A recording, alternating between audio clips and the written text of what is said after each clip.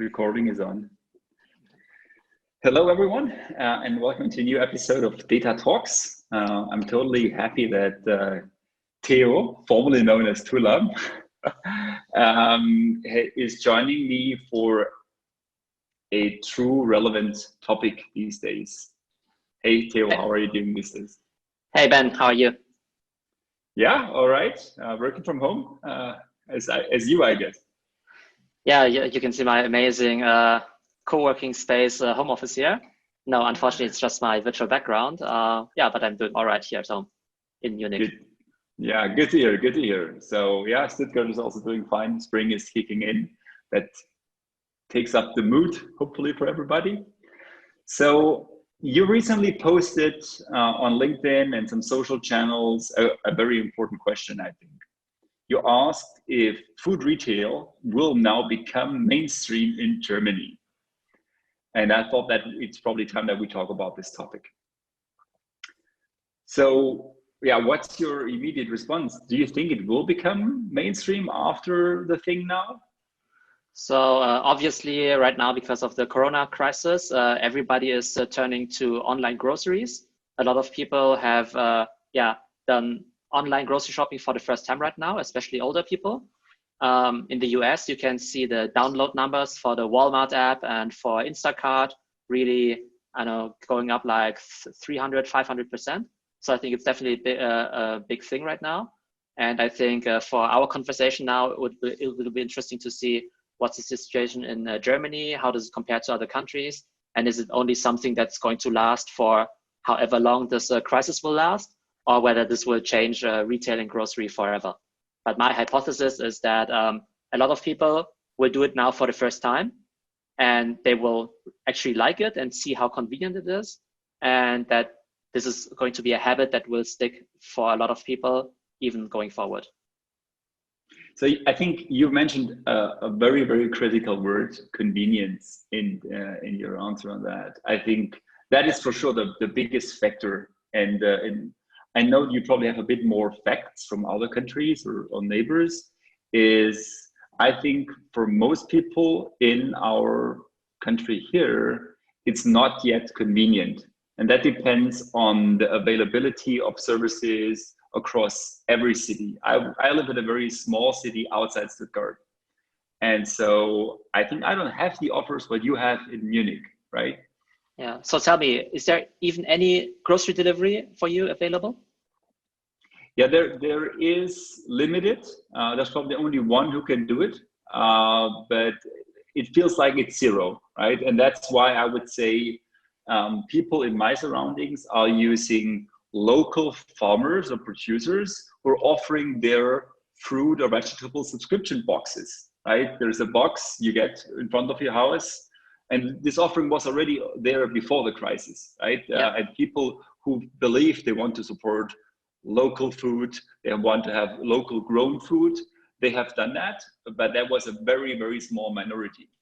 Yeah. So I think the thing we want to talk about right now is say supermarket grocery delivery. And it's really shocking how small it is in Germany. So overall in Germany, the e-commerce share for retail is always say between 10 or 12%, depending on the category. Like say for electronics, obviously it's very high. And for fashion, let's say it's 12%. But then when it comes to food and groceries, I think it's somewhere at 1%. So really, really small. Only 1% of all German groceries is being done online. And even if you look at the different cities, it basically only exists in big cities. So for instance, I live in Munich and I've been using Amazon Prime Fresh and Amazon Prime Now for the past couple of years. But even in Germany, it only exists in Munich, in Berlin, and in Hamburg.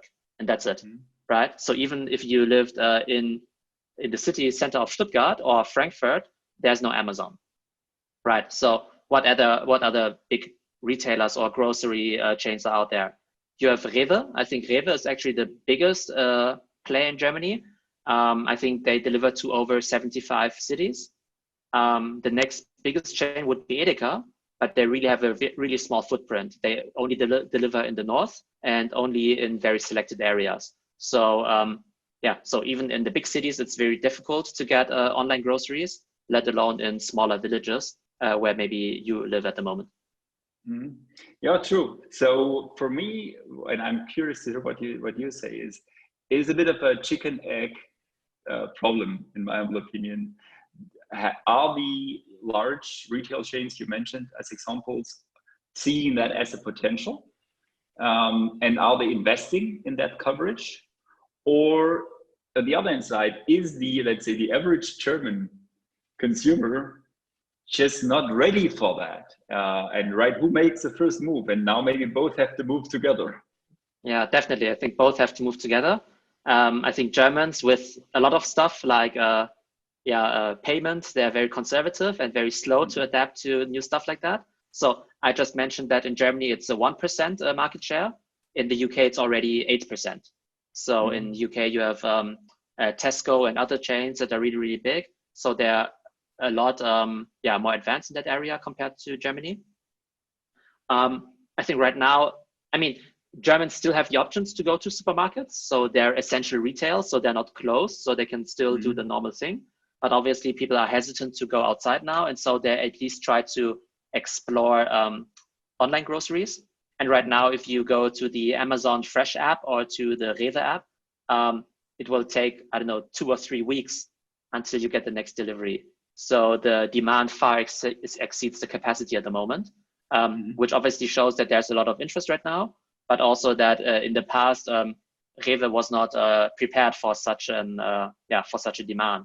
And so I think maybe in the future, they will now hire a lot of people in the US. Instacart, which is kind of a grocery shopping service, they want to hire 300,000 people, like basically doubling their employee count. Amazon wants to hire 100,000 people, not only for groceries, but some of that.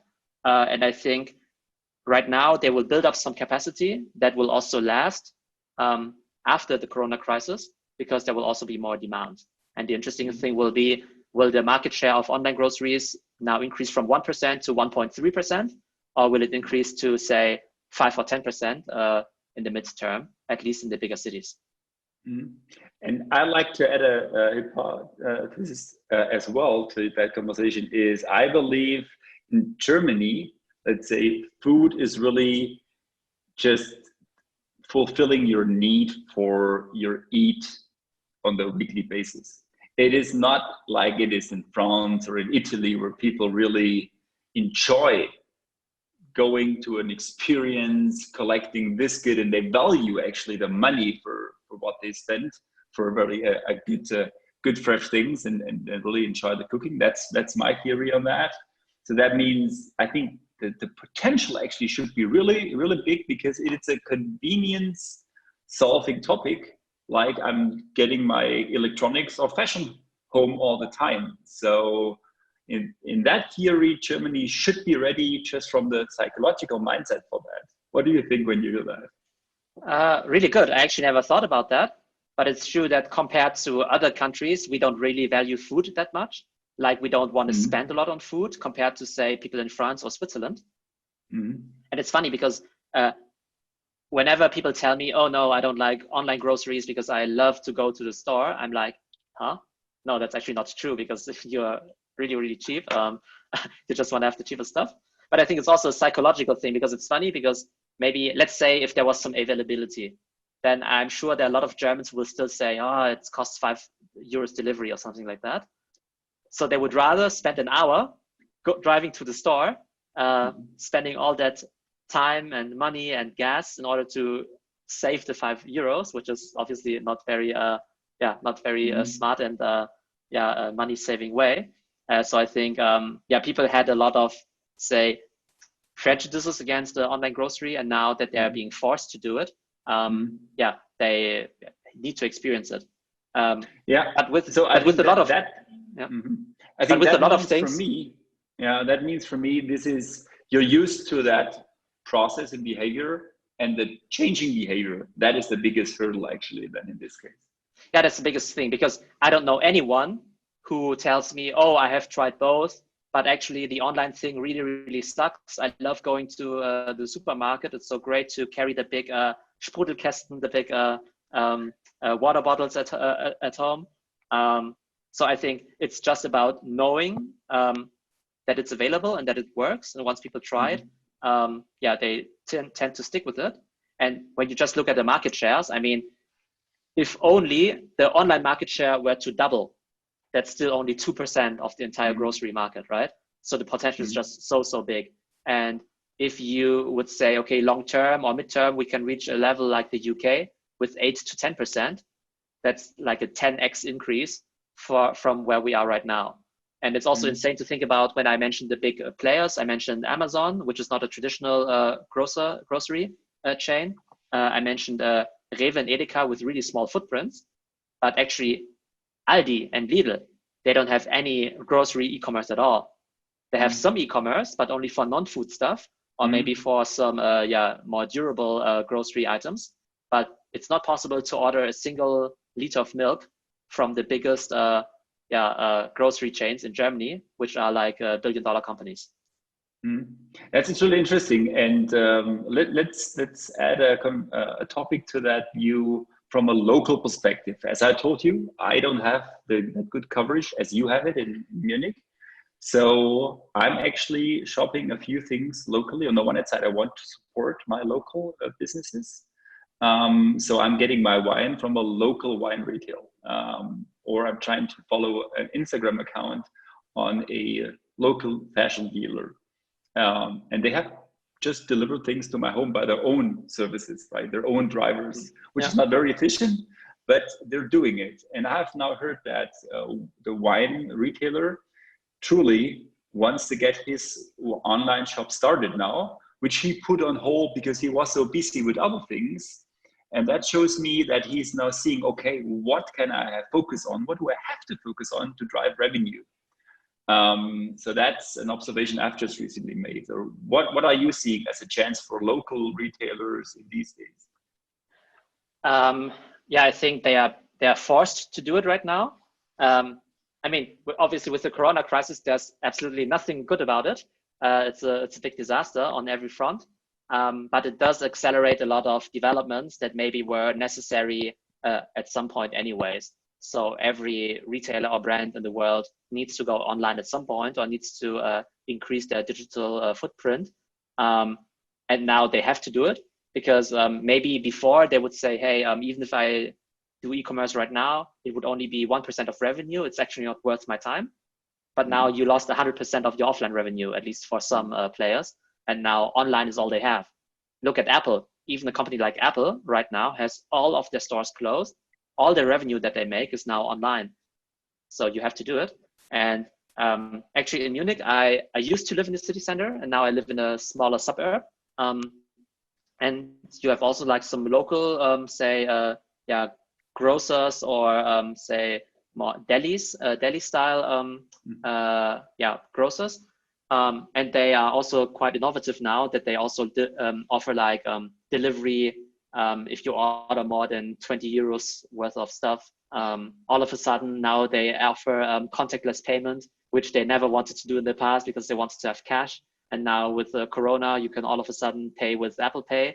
So it's quite amazing how this accelerates everything. Yeah, very cool. I think that's probably a good summary because we want to keep it consumable for the people who follow us.